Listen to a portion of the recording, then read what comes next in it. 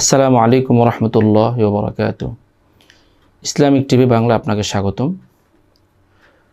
গর্ভবতী নারীদের রোজা রাখার বিধান কি? আল্লাহ তাআলা মানুষকে যতগুলো ইবাদতের কথা বলেছেন সবগুলোই হচ্ছে তার ধৈর্য এবং সক্ষমতার উপরে নির্ভর করে। একটা মানুষ যখন গর্ভবতী থাকে তখন তার পেটে যে সন্তান থাকে তাকে উপলক্ষ করেই সব কিছুর বিধান আরোপিত হয়।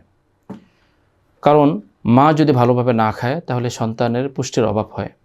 মা যদি অসুস্থ হয় তাহলে তার পেটের সন্তানও অসুস্থ হয়।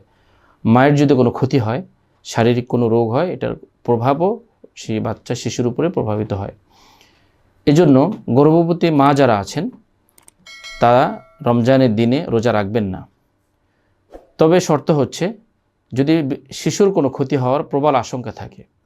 দেখুন 1 থেকে 9 মাস পর্যন্তই কিন্তু গর্ভবতী মা হয়ে থাকে।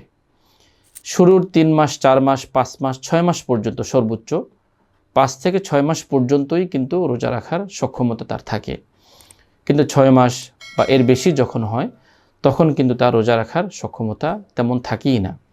এবং যত ডেলিভারির যত নিকটবর্তী সে হয় তার রোজা রাখার সক্ষমতা তত বেশি কম থাকে। যদি এই ক্ষেত্রে সে রোজা রাখে, বাচ্চার পুষ্টিহীনতা তৈরি হয় এবং বাচ্চার খাওয়া দাওয়ার কমতি হয় তাহলে এটার দ্বারা সে দায়ী হবে।